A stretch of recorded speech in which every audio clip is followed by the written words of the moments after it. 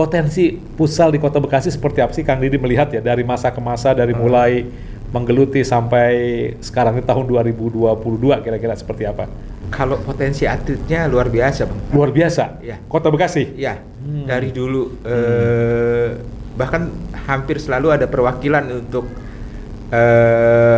atlet dari Bekasi itu membela timnas futsal, Bang. Timnas ya? Ya. Timnas nasional futsal, ya? Iya, tim nasional. Seperti ada Sen Karnadi ya salah satunya, sudah itu yang terakhir ada Dewa sama Habibi. Bahkan kalau bisa dibilang Jawa Barat itu barometer futsal Indonesia, Bang. Terima kasih Bang Haka, kau datang bagai pelita, dengan doa-doa hangatkan romansa, luhur budimu kan abadi, terangi jiwa, terangi jiwa, terangi jiwa. Bang Haka, kece, keren dan cerdas. Bismillahirrahmanirrahim. Assalamualaikum warahmatullahi wabarakatuh. Waalaikumsalam warahmatullahi wabarakatuh. Rekan-rekan sahabat Bang Heri yang saya hormati dan saya banggakan, jumpa kembali di podcast channel Bang Heri Koswara. Alhamdulillah tidak terasa saat ini kita sudah memasuki tahun 2022. Alhamdulillah Bang Heri di tahun 2021 kemarin diamanahkan sebagai Ketua Asosiasi Futsal Kota Bekasi. Tentu ini merupakan amanah dan tanggung jawab yang besar. Bagaimana saya bersama dengan pengurus baru yang dilantik pada tahun 2021 yang lalu ingin membawa olahraga futsal ini memiliki kiprah dan memiliki prestasi yang baik sehingga bisa mengharumkan nama Kota Bekasi. Alhamdulillah pada pagi hari ini di studio Bang Heri sudah hadir seorang tamu istimewa, tamu yang nanti akan kita ajak berbincang-bincang, berbicara bagaimana mengenai pengelolaan futsal agar kemudian futsal ini dikenal dan juga mendapatkan prestasi. Karena saya diamanahkan sebagai Ketua Asosiasi Futsal ini banyak belum tahu apa-apa, sehingga saya banyak perlu belajar dan salah satunya adalah dengan tamu kita pagi hari ini. Siapa dia? Dia adalah Bang Firdiansah atau yang dikenal dengan Bang Didi. Assalamualaikum Bang Didi. Waalaikumsalam. Masalah sehat ya? Alhamdulillah. Makasih deh sudah bisa hadir di podcast Bang Heri ya. Terima kasih Bang, Iya. Bang Heri. Bang Didi, kita mulai bincang-bincang ya. Iya. Bisa nggak disampaikan kepada sahabat teman-teman Bang Haka, kenapa Bang Didi ini tertarik dengan olahraga futsal ini? Jadi gini Bang, Ya. ya awalnya kita semua suka sepak bola ya. Sepak bola awalnya ya? Iya. Iya. Dari sepak bola itu suka, akhirnya saya tahun 2007 sih persis 2007 ya. 2007 ya? 2007 itu saya mulai bikin tim futsal. Nah 2008 mulai aktif tuh Bang. Nah lama-lama jatuh cinta Bang. Oke Kang Didi, sebelum kita bicara futsal secara nasional ya, saya ingin bertanya lebih fokus terkait dengan potensi futsal di Kota Bekasi seperti apa sih Kang Didi melihat ya dari masa ke masa, dari mulai menggeluti sampai sekarang di tahun 2022 kira-kira seperti apa? Kalau potensi atletnya luar biasa Bang. Luar biasa? Ya. Kota Bekasi? Ya, dari dulu bahkan hampir selalu ada perwakilan untuk atlet dari Bekasi itu membela timnas futsal Bang. Timnas ya? Ya. Timnas nasional futsal, ya? Iya, tim nasional. Seperti ada Sen Karnadi ya salah satunya, sudah itu yang terakhir ada Dewa sama Habibi yang sudah dipanggil Abang juga kalau nggak salah di radio ya. Nah, ngobrol-ngobrol. Nah, jadi bahkan kalau bisa dibilang Jawa Barat itu barometer futsal Indonesia Bang. Jawa Barat, okay. Barometer futsal Indonesia, dan Bekasi salah satu yang terbaik untuk Jawa Barat memunculkan atlet-atletnya. Oh. Bukan prestasi se-Jawa Barat. Oke. Kalau barometernya prestasi se-Jawa Barat, Mas Porprov Bang. Apa? Mas Porprov. Itu yang belum kita dapat. Emas ya? Ya, tetapi Oke. atletnya. Kalau keemasan atletnya Hah? kita selalu dapat. Selalu dapat ya? Alhamdulillah diakui orang lah kalau kita salah satu penerbit pemain yang berkualitas lah Kota Bekasi. Ya salah satu penyebabnya adalah banyaknya pembina, banyaknya pembina akademi, pembina klub futsal, sudah itu banyaknya kompetisi, event-event. Nah jadi perkembangannya ya luar biasa, Bang. Iya ya, untuk Kota Bekasi ya. Untuk Kota Bekasi, bahkan hampir semua liga jenjang usia ada di Kota Bekasi, Bang. Nah, oke Kang Didi. Jadi kalau melihat potensi yang sedemikian luar biasa ya, iya. tapi saya yang belum pernah dapat emas ya, itu pengamatan Kang Didi itu salahnya di mana itu? Potensi udah ada, apa kira-kira yang menjadi titik krusial personalnya di mana kira-kira ini? Biar untuk pelajaran saya juga nih ya ke depan ya, agar kita bareng-bareng maksud saya. Gimana Kang Didi? Ya. Iya. Apa ya, Bang ya? Iya. Kalau saya sih ngelihatnya seperti ini, Bang. Pengelolaan tim, Bang. Pengelolaan tim. Iya. Pengelolaan tim. Pengelolaan tim itu banyak faktor sih, Bang ya. Pengelolaan tim itu salah satunya ada psikologis pelatih, psikologis pemain, kenyamanan mereka, fasilitas mereka, lalu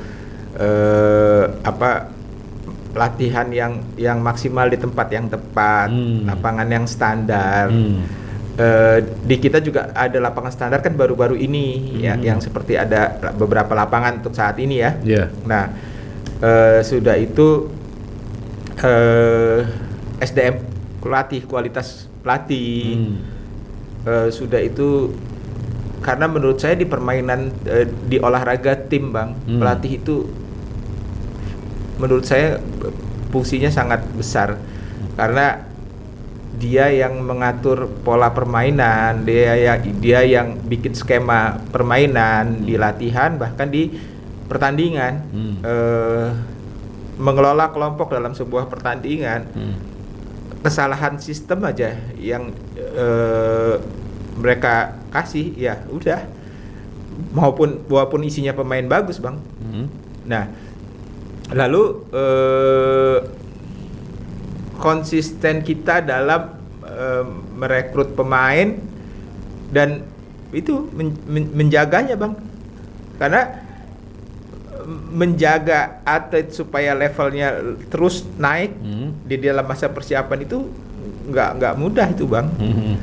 Nah itu cukup melelahkan dan kita butuh orang yang totalitas di situ di dalam ya. itu. Oke Kang Didi, berarti pertama talenta atlet sudah ada nih ya. Sudah. Kemudian tadi faktor pelatih ya yang memang perlu mendapat pelatihan. Nah selama ini Kang Didi melihat ada nggak peran dari pemerintah daerah gitu ya, agar kemudian mereka memberikan ruang dan fasilitas yang memadai sehingga antara pelatih kemudian atlet tadi ini kemudian merasa nyaman dan ingin berbuat baik nih untuk kotanya. Selama ini ada nggak perhatian pemerintah atau mungkin dirasa masih kurang, Kang Didi? Kalau fasilitas gedung olahraga memang kita belum dapat ya, maksudnya gedung olahraga seperti GOR kan ada, kita ada GOR Poli, nah tapi kita GOR futsal kan belum ada ya. Nah itu memang terasa sekali sih, memang yang kita butuhkan yang belum ada, belum kita dapat gitu kan. Nah untuk dari sisi yang lain saya nggak begitu monitor yang terasa apa, tetapi yang saya rasakan ya memang yang saya sebutkan tadi, kekurangan yang harus kita benahi adalah kenyamanan pemain, mengelola psikologis, kebutuhan latihan, termasuk income yang mereka dapat, Bang. Karena itu salah satu karir awal kalau menurut saya. Jadi pertama mereka main di sekolah futsal, lalu di liga lokal dengan klub lokal, lalu mereka ditarik oleh tim Porprov jika mereka bagus kan. Soal yang mendukung dia dalam berlatihan itu nyaman, ya nggak dapat, Bang. Nggak dapat ya. Kang Didi, sekarang kan kita lihat ya bahwa masyarakat yang hobi terkait dengan futsal ini luar biasa ya, semakin hari semakin saya kira semakin banyak ya. Ini dibuktikan dengan berdirinya lapangan-lapangan futsal hampir di setiap daerah ada ya. Iya. Tadi Kang Didi sampaikan bahwa justru olahraga ini yang sangat memungkinkan untuk bisa membawa prestasi ke kancah nasional bahkan internasional ya. Iya. Nah, kalau untuk bicara di level nasional dan internasional, futsal seperti apa sih Bang posisinya hari ini gitu? Malah orang yang sangat yakin kita bisa masuk Piala Dunia. Piala Dunia? Iya. Futsal ya? Futsal. Bukan sepak bola, bukan? Bukan. Ya. Karena futsal kita sekarang posisinya di 48 atau 49 dunia antara itulah. Oh, ke 49, 48? Iya. Dunia ya? Iya. Itu ranking kita. Kalau dibandingkan dengan ini negara-negara Asia Tenggara yang ada di sekitar kita? Asia Tenggara kita cuman tertinggal sama Thailand karena memang Thailand kalau nggak salah 14 besar. Oh, Thailand? Iya, 14 besar dunia. Iya, Kalau nggak iya, salah, iya. kalaupun saya salah dikit lah, nggak Iya, jauh iya, iya. sekitar itu. Tapi memang luar futsal Thailand lebih maju ya berarti Iya, ya? Thailand Jauh. pelanggan Piala Dunia, Bang. Iya, iya. Dan bahkan di Asia Tenggara itu AFF kan ada kejuaraan AFF itu semua disapu bersih. Indonesia cuma dapat 1 kali 2010 emas. Sisanya Thailand ya. Negara lain nggak kebagian. Bahkan saat kita ikut juga kebetulan Thailand tidak ikut itu. Oh gitu. Iya. Tetapi ya itu tetap prestasi kita lah. Iya. Karena ada Vietnam juga yang cukup bagus yang beberapa kali Piala Dunia, bahkan Piala Dunia kemarin Vietnam masuk. Nah, kita kemarin ada peluang buat itu, Bang. Nah, cuman kan AFC-nya dibatalkan. Jadi ada perhitungan yang dari FIFA kita nggak bisa ikut gitu kan, bisa masuk. Kalau misalnya kita masuk, saya yakin kita lolos grup. Nah, memang sayangnya di keluar dari fase grup itu kita harus berhadapan dengan tim besar lah. Tetapi apapun masih bisa lah. Bisa ya. Tapi lewat itu kita lolos. Iya. Baik, Kang Didi ya, sahabat Bang Heri yang saya banggakan, ini semakin menarik ya ternyata. Kalau futsal kita bisa ikut konsel partisipasi dalam Piala Dunia ya untuk futsal. Walaupun untuk sepak bola mungkin masih panjang nih perjalanannya. Kang Didi, kita kembali ke Kota Bekasi, Kang Didi ya. Ini untuk potensi atlet Kota Bekasi ini, kalau pengalaman Kang Didi, ini kapan dimulai ya? Agar kemudian mereka yang nanti akan harapkan bisa membawa nama baik, kemudian direkrut di Pemprov, masuk ke nasional. Ini permulaan sejak kapan sungguh Kang Didi nih? Agar bisa seperti itu gitu, seorang atlet itu ya? Seorang atlet Bang ya? Iya. Jadi gini Bang, mengembangkan potensi atlet untuk sampai ke masuk ke nasional lah kira-kira. Masuk ke timnas. Jadi timnas. Pemain timnas itu diambil dari liga profesional Bang. Timnas diambil dari liga profesional, oke. Betul. Nah, makanya saya bilang biasanya karir anak-anak itu melalui Porprov di awal. Porprov, oke. Tapi nggak semua dari situ ya. Nah, setelah itu biasanya mereka yang bermain bagus, yang bermain berkualitas ditarik klub amatir atau langsung ke Liga Pro tergantung potensi si anak. Kalau dia terlihat istimewa, bisa juga langsung ke bisa dari PON nanti setelah dia main di PON. Karena dari Porprov kan diambil untuk PON, pemain-pemainnya provinsi kan Bang. Nah, dari situ dia akan terlihat dan dia akan bermain di liga profesional. Nah, di liga profesional itulah pemain dipilih Bang untuk timnas senior. Nah, kalau di futsal kita baru kalau putra kita baru ada senior dan timnas U20. U20 ya? Kalau di putri kita baru ada timnas senior saja Bang. Nah, untuk melangkah ke sana makanya yang harus dilakukan adalah belajar sejak dini Bang. Sejak dini ya? Ya. Usia berapa sih yang ideal itu? Sama seperti sepak bola, 8 sama tahun ya? udah 8 bisa. tahun udah mulai ya? Udah bisa. Okay. Nah, di Kota Bekasi udah ada belum pembinaan di usia itu? Ada Bang. Sudah ada ya? Bekasi lengkap Bang. Lengkap ya? Iya. Jadi sudah. Jadi sebentar, ini sahabat Bang Heri kalau ada anak-anaknya yang memang ingin dimotivasi untuk menjadi atlet futsal, ternyata 7-8 tahun sudah ada ya sekolahnya ya? 8 sampai 10 tahun sudah ada. 10 tahun ya. Bahkan kita juga udah ada liga, kadang ada festival U10, ada turnamen U10 ya? Di Bekasi. Ada.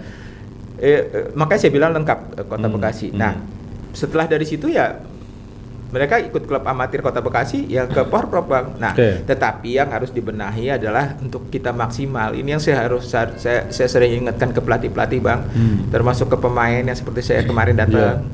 Saya sekedar selalu memori refresh ya pelatihnya ya pemainnya bahwa kita itu di usia remaja, di usia dini, basic teknik tuh dikuatin lah. Basic itu teknik ya. Iya, sudah itu kita coba untuk naikkan level bermain lah. Itu jadi tidak hanya apalagi masih di bawah U16 ya. 14 ke bawah, lain-lain itu sekarang kalau misalnya kita nggak kuatin basic tekniknya, nanti udah main di liga profesional passing aja sama kontrol belum bagus, atau masalah main timnas kita masih sering melakukan kesalahan-kesalahan yang sifatnya basic kan, kapan kita maju Bang? Kita akan begini-begini aja. Nah, itu yang saya berharap banget bahwa kita tuh bukan sekedar bertanding juga untuk sekelas misalnya Porprov Bang. Memang di situ ada gengsi daerah atau apa, tetapi pengembangan ke atletnya itu juga harus dipikirkan. Saya bukan ngomong materi ya Bang ya, rezeki Allah yang atur. Nah, tetapi saya cuman berharap ada sesuatu yang memang yang tingkatannya misalnya kayak saya ngelihat misalnya persepak bola Eropa itu gajinya aduh Bang, dengerin gaji Ronaldo per pekan ya. Aduh. Per pekan. Nah, saya pengen anak-anak Indonesia juga nanti di atlet futsal punya income yang seperti itu. Amin. Kan kalau kan udah jelas gini Bang. Kualitas itu punya nilai ekonomi Bang. Iya. Makin bagus kualitas kita, makin bagus nilai ekonomi kita. Betul. Begitu juga sponsor, industri itu akan terbangun Bang dengan kualitas yang bagus. Oke Kang Didi, berarti faktor pertama ya untuk membawa ke level nasional bahkan internasional, faktor pertama adalah pembinaan atlet ya. Iya, pembinaan. Yang tadi dimulai sejak dini bahkan 8 sampai 10 tahun. Iya. Belajar teknik-teknik dasar dan seterusnya. Faktor yang kedua nih Kang Didi ya, terkait dengan pelatih gimana nih Pak? Kita di Bekasi dan di nasional pelatih ini seperti apa sungguhnya posisi mereka ini? SDM pelatih penting Bang.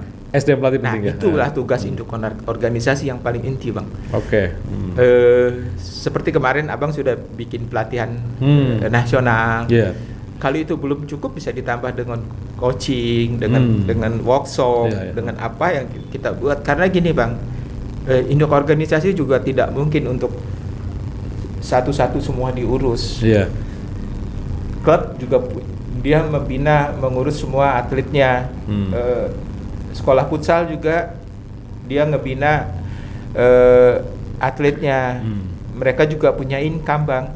Seperti yang Abang kemarin lepas itu kan mayoritas dari akademi futsal Bang.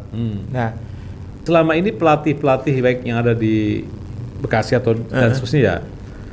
Tadi misalnya posisi futsal kita berada di 45 ya, level 4 dunia ya. 48-an Bang. 48 ya. Iya, itu kalau secara nasional pelatihnya dari lokal apa memang ada yang datang dari luar kayak sepak bola kan dari Korea gitu ya. Seperti apa? Kalau kita 2 kali pakai pelatih luar Bang. Pernah juga ya? Ada Pick Herman sebelum Kensuke. Kensuke itu dari Jepang gitu ya? Ya, Pick Herman dari Belanda, Kensuke. Pick Herman dari Belanda, Kensuke dari Jepang. Alhamdulillah Kensuke banyak merubah futsal kita jadi lebih berkembang lah Bang. Saya tahu dia orangnya kerja keras lah. Saya ya terkagum-kagum lah sama dia. Malam masih kalau ngelihat dia itu, saya pernah ngelihat dia sekali malam masih ngedit video pertandingan karena waktu itu dia ngasih pelatihan di Bogor. Saya sekamar sama Sayan, dia sama translatornya. Itu saya lihat, aduh pekerja keras itu Bang. Dia ngeberikan materi ke pelatih-pelatih akademi waktu itu. Ya, walaupun saya baru lihat 1 kali ngobrol sama dia, tapi saya udah lihat dia pekerja keras. Plus saya ditambah info dari teman-teman dia memang pekerja keras dan menurut saya kita beruntung dapat dia waktu itu. Kok dari Jepang ya? Memang kalau secara prestasi Jepang di futsal di bawah di atas kita ya? Di atas kita, Bang. Pasti ya? Ya. Oh. Jadi kalau kekuatan Asia itu ada Jepang, ada Iran, Bang. Iran? Iya. Untuk futsal ya? Ya. Kalau dunia nomor 1 siapa Pak, Kang Didi? Untuk futsal? Yang sering juara ya Brazil, Spanyol, Brazil, yang bagus ya Brazil. Kurang lebih kayak sepak bola juga ya? Ya, tetapi Asia kuat di situ. Asia kuat ya? Iya. Oke. Asia kuat di situ. Ya Asia. Buktinya Thailand masuk Piala Dunia Thailand, terus. Iya. Jepang ada di Piala Dunia terus. Jadi Vietnam. Piala Dunia. Indonesia mudah-mudahan. Depan. Yang penting kita jangan turun nih Bang levelnya. Levelnya ya, harus dijaga terus. Harus dijaga dan naik gitu loh. Iya. Baik, Kang Didi ya. Saya kira ini menarik sekali bagaimana bincang-bincang kita ya terkait dengan futsal, baik bicara secara prestasi di lokal di Bekasi maupun secara nasional ya. Ini Kang Didi ya, ini mungkin di sesi terakhir ya, kita ingin juga minta apa ya, semacam masukan nih. Kalau tadi misal kita sudah punya bibit-bibit talenta yang luar biasa, kemudian kita juga mempersiapkan pelatih yang punya level yang terus meningkat gitu ya. Yang ketiga nih ya, dari sisi pendanaan ya, biasanya kan klub-klub ini kan juga butuh dana bagaimana dia menjalankan aktivitas klubnya ini ya. Iya. Ini biasa itu diambil dari para peserta atau memang ada semacam pihak ketiga yang kemudian mereka memberikan support gitu ya agar kemudian klub-klub ini berjalan. Selama ini sesungguhnya seperti apa sih ya?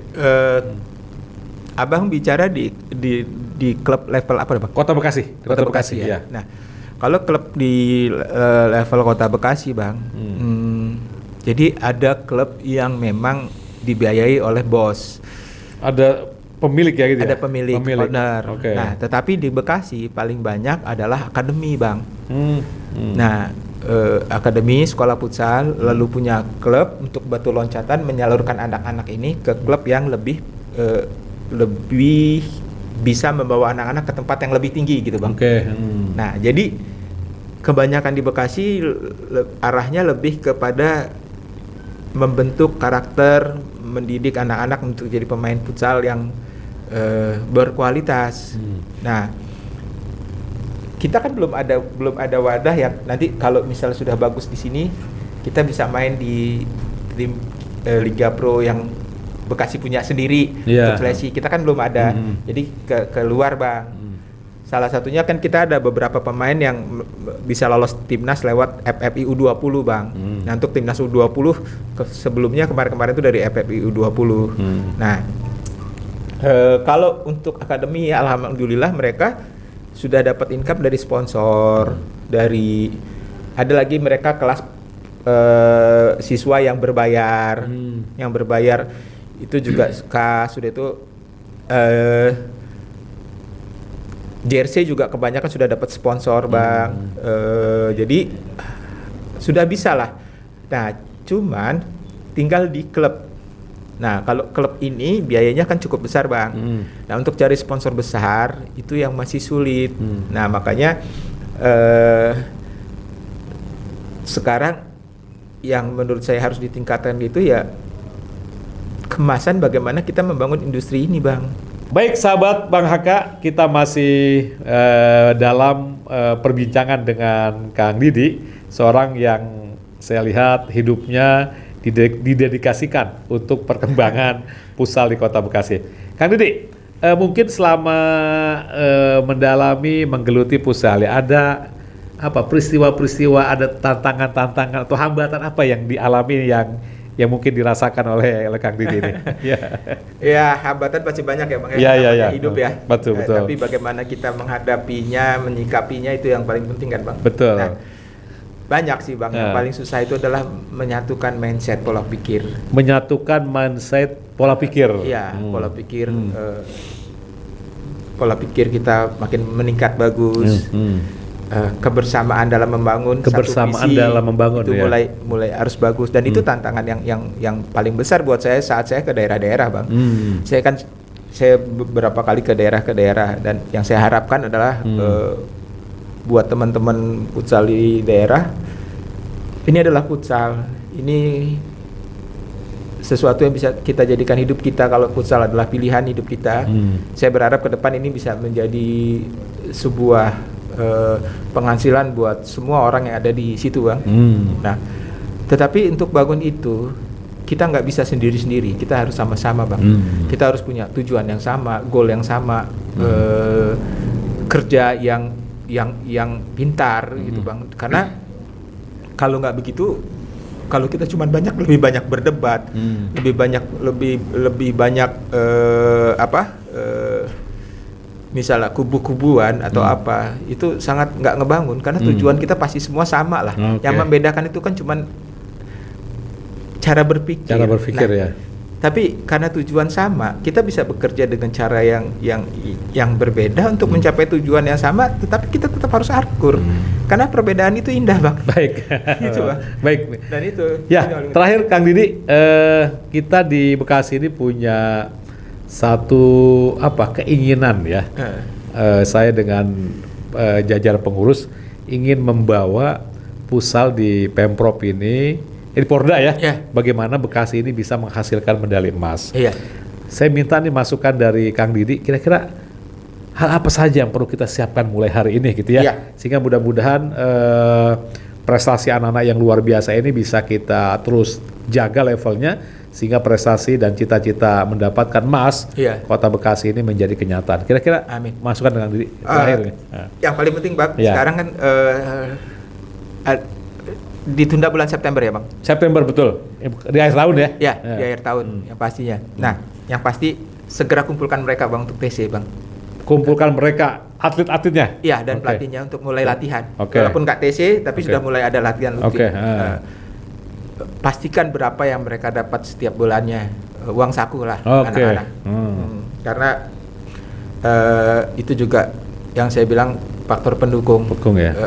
Yang utama sudah itu komitmen dengan pelatihnya, sesegera mungkin apa yang bisa kita berikan, apa yang bisa dia berikan, pastinya apa yang kita berikan untuk target yang kita inginkan. Lalu apa yang bisa saya siapkan untuk kamu bisa beri tim daerah saya juara. Itu yang penting ya. Yang penting antara komitmen antara kita dengan mereka. Tetapi setelah dia komitmen, saya dikasih target juara. Seorang pelatih profesional itu biasa, Bang, ditarget juara. Dan bila mereka kerja tidak baik, ya mereka juga biasa diberhentikan. Karena itu seorang pelatih adalah profesi profesional. Nah, setelah komitmen itu jelas, sudah kita, karena memang sekarang kan lagi break, Bang. Betul. Nah, setelah komitmen jelas, kita siapkan semua, kita jaga itu dengan baik. Janji dengan mereka kita penuhi semua, fasilitas yang kita mau berikan kita penuhi semua, latihan yang kita sesuai komitmen kita siapkan semua, gizi mereka, makanan mereka setelah latihan apa kita siapkan semua. Lalu mereka juga punya tanggung jawab terhadap tim, Bang. Ya kan? Nah, mereka juga, atlet juga sudah mulai berlatih di sini bahwa mereka punya target. Nah, itu juga nanti kan untuk masa depan mereka. Jadi itu yang harus dibuat. Baik ya. Sesegera mungkin. Baik, luar biasa. Terima kasih Kang Didi nih. Ya, sama-sama. Buat kami dan seluruh pengurus AFK yang baru ya. Mudah-mudahan kita bisa membawa Kota Bekasi meraih medali emas ya. Amin. Di Porda. Bisa jadi sejarah itu, Bang. Sejarah, insya Allah, mudah-mudahan. Baik, sahabat Bang Heri yang saya cintai dan saya banggakan, bincang-bincang kita dengan Kang Didi terkait dengan bagaimana bicara mengenai futsal agar Kota Bekasi ini insya Allah dalam Porda tahun 2022 di akhir November besok, insya Allah mudah-mudahan mendapatkan medali emas. Terima kasih Kang Didi, semangat terus, dan mudah-mudahan saya dengan seluruh pengurus Asosiasi Futsal Kota Bekasi ingin membawa dan ingin memberikan nama baik Kota Bekasi, salah satunya bisa lewat cabang olahraga.